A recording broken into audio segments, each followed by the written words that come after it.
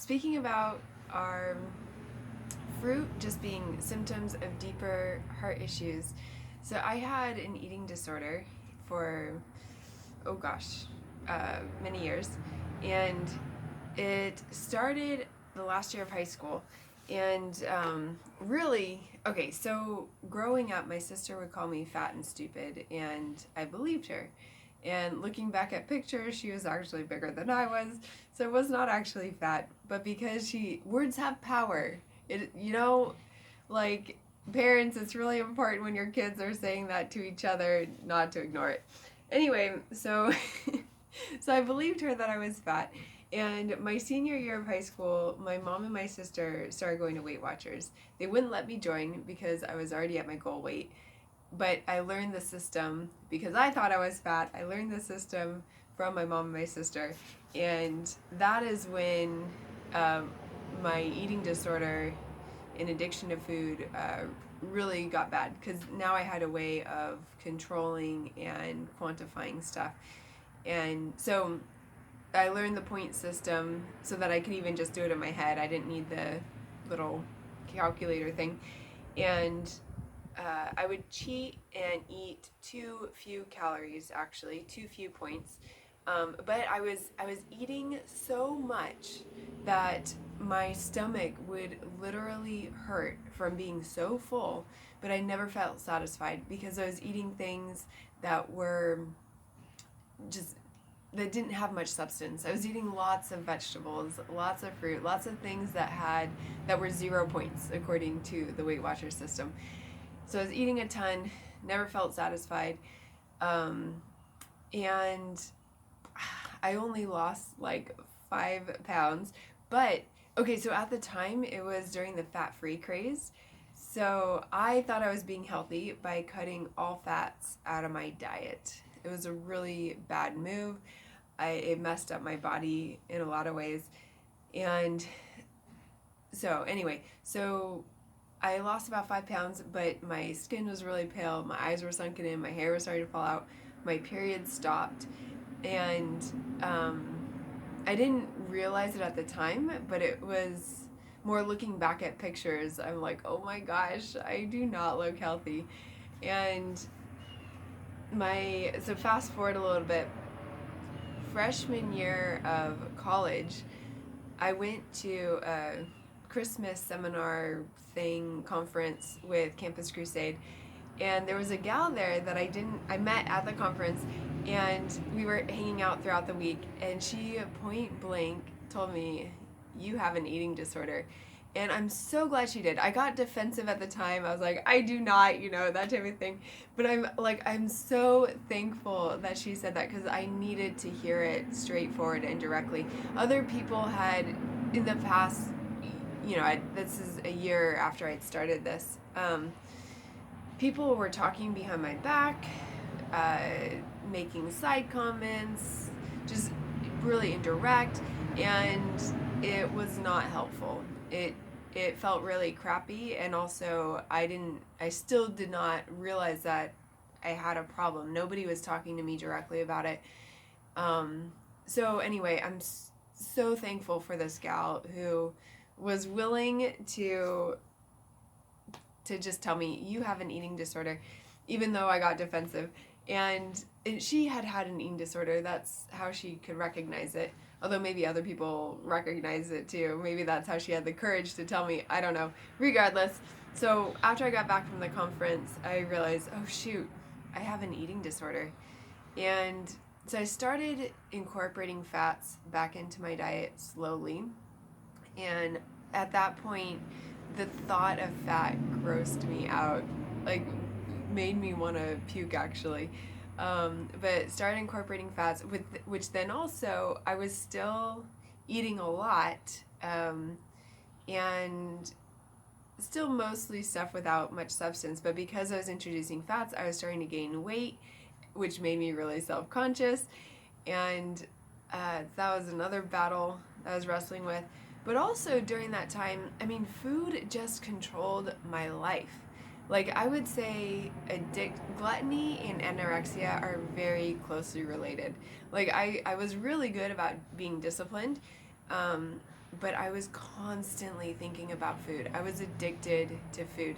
And I would, so once I started introducing fats and things with more substance, started gaining weight, and then the quantities of food that I was eating became a problem. And so I would try all sorts of tactics, like would tighten my belt at meals. I'd try to put half of it away, right when the meal came. I'd try to drink more water. I tried all these things to help myself stop eating. Like pretty much anything that was put in front of me, I had to eat. Um, and uh, anyway, so there was something else I was gonna say, but um, well, fast forward many years. Eventually, actually, so I lived in Sweden for a year, and while I was there, they like to eat a lot of cheese. So my period did come back after 5 years of not having it.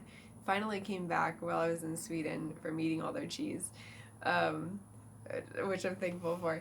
But I was still addicted to food, and then so I was continued gaining more weight, became more self-conscious, begging God to set me free, yet at the same time thinking that if I control it more, I'll be able to set myself free. Like, I just need to have more discipline, just need to control it more. And really, like, I would eat for any reason. If I were bored, if I were hungry, if I were stressed, if I were sad, if I were tired, like any reason to eat, I would eat. And I think this is part of an addiction, right? Is whenever we do something that we know is not good for us, but we cannot stop. And I would say that God leading me out of my addiction will apply to every addiction. And I actually have a friend who tried this with his addiction to sex, and it worked for him also. Anyway, so addiction to porn, sex, same thing. Anyway, so I got into an amazing community, which I think is really important for getting set free. And at the same time, I started reading these two books, both life-changing. We Would See Jesus and Destined for the Throne.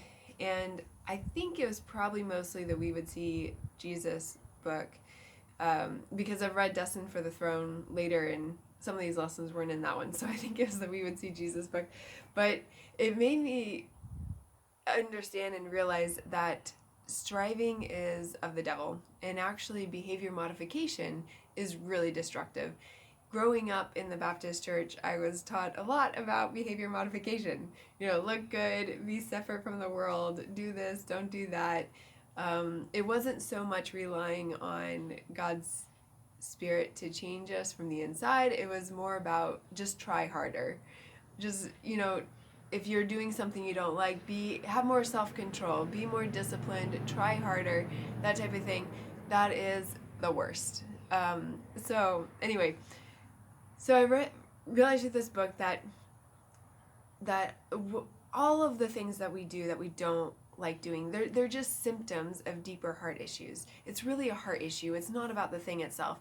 And when we do behavior modification, that's what produces whitewashed tombs, like Jesus was talking about to the Pharisees, where it's just on the outside we look good and on the inside we're rotting.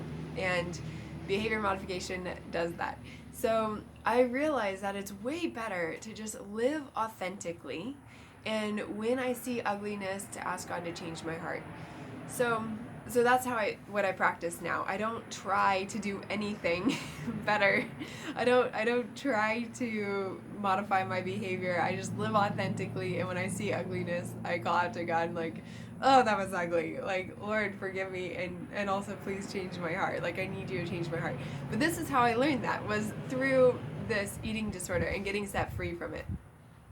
So okay, let me go back. Other points that were really important was believing lies. So I was believing the lie that if I gave up control, that I would become obese. I thought if I gave up controlling my food, what I was eating, then I would blow up. I'd become obese, and then I would be unlovable. And so, because food just so controlled my life. And so just to be clear, I actually, at my biggest, I probably was like 20, 25 pounds heavier than I am now. At my smallest, I was probably about 20 pounds lighter than I am now. And so, anyway, and before I started any of that, I was how I am now. It's the same size as I am now. When I started this, like, trying to lose weight and control my food and all that, if that gives you an idea. So, where was I?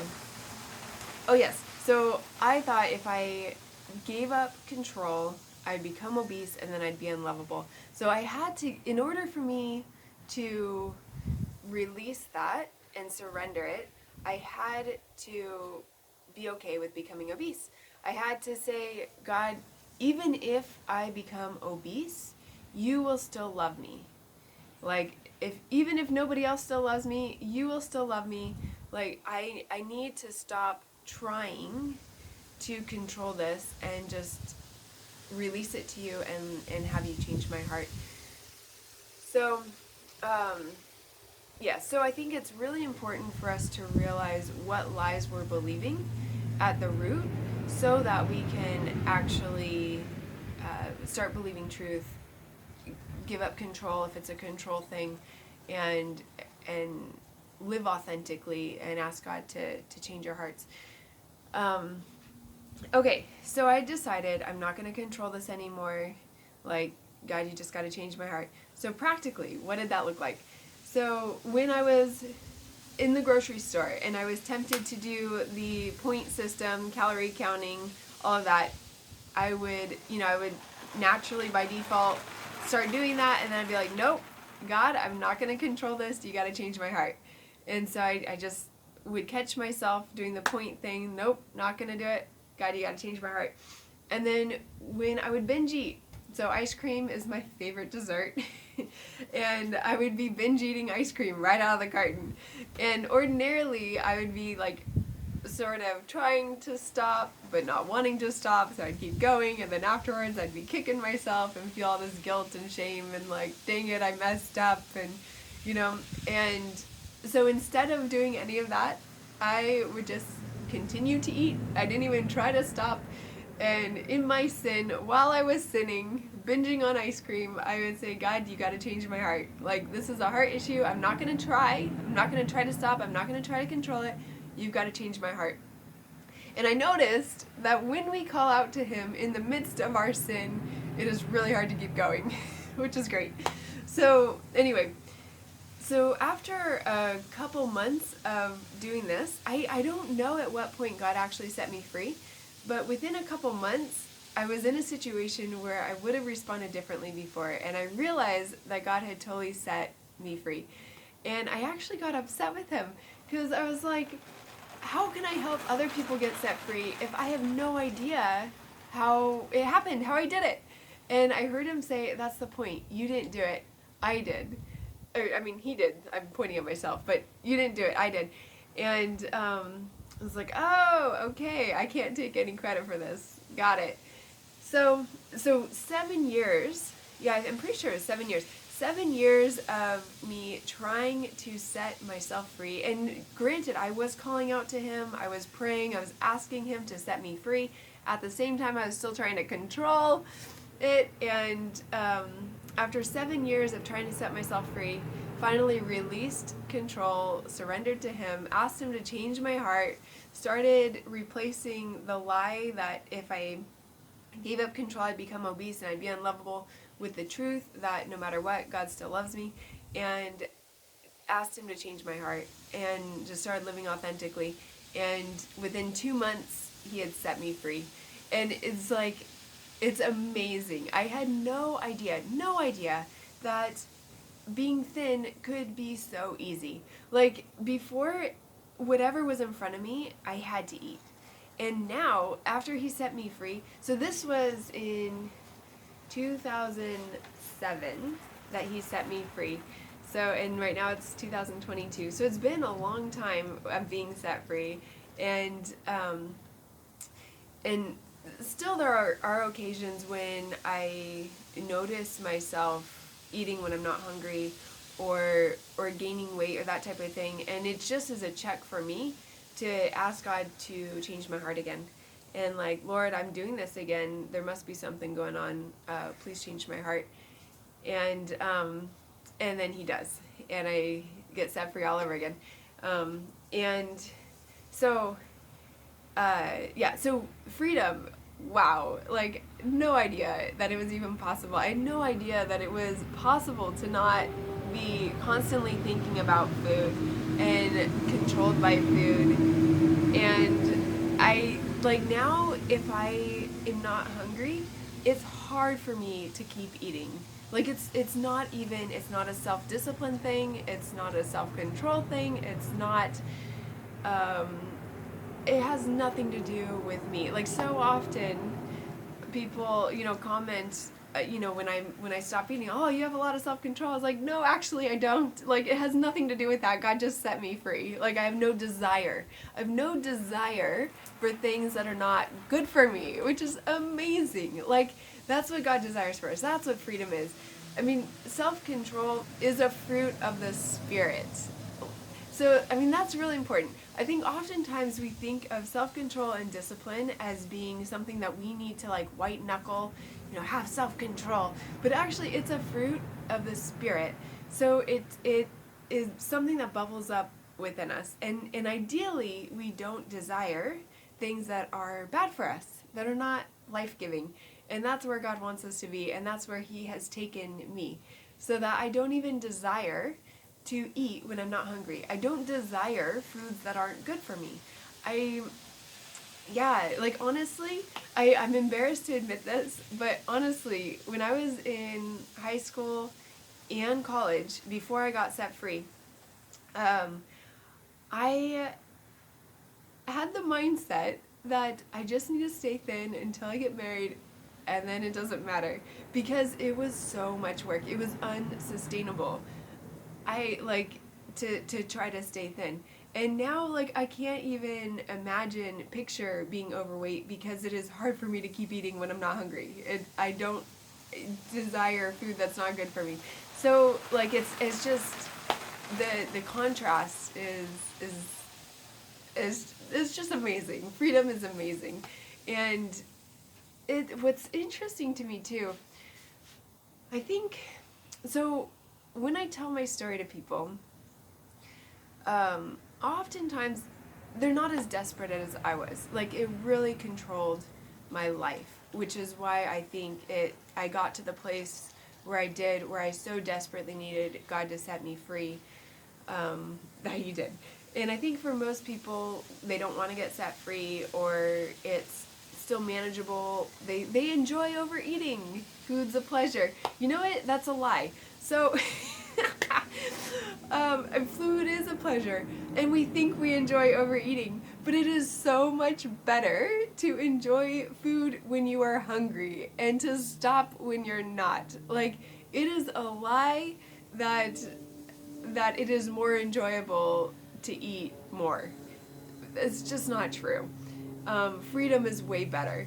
And yeah. Oh, the other lie that I want to point out. So many people think that I just, I'm overweight, but I just need to exercise more and then I'll be thin. No, that is a lie. That is, that it does not work. You need to be set free from your addiction to food. Even if it's not a strong addiction. If you're eating when you're not hungry, there's a problem that God wants to set you free from. And so often I find people that are overweight, but they're like, no, it's not a problem for me. I can stop at any time. I just need to be more self-disciplined.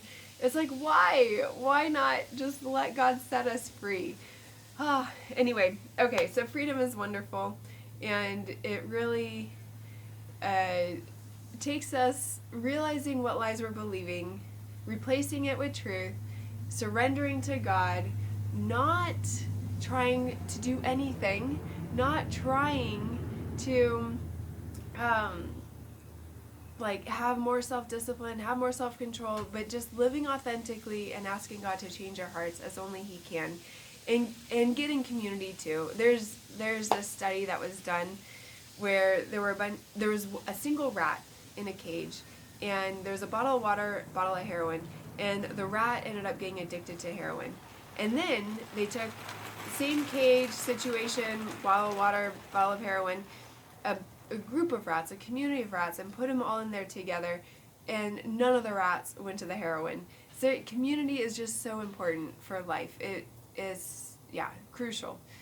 So anyway, if you are in this situation and you want to get help being set free, I'll put my email in the comments, and feel free to reach out to me. I'd love to help you, because yeah, God's amazing, freedom's wonderful, and it's for everyone. Oh yeah, so I wanted to share also about my friend who was addicted to porn. So I told my story to this friend, and he tried the same technique with his addiction to porn, where rather than trying to have self-control and discipline and all of that, like realizing that he did not want this addiction, replacing lies with truth, and then also in the midst of him sinning, calling out to God and asking God to change his heart and to set him free.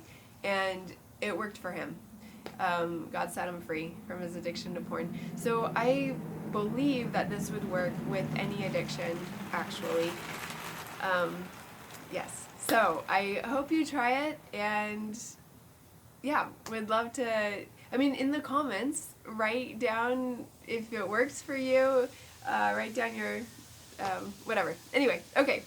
Thank you.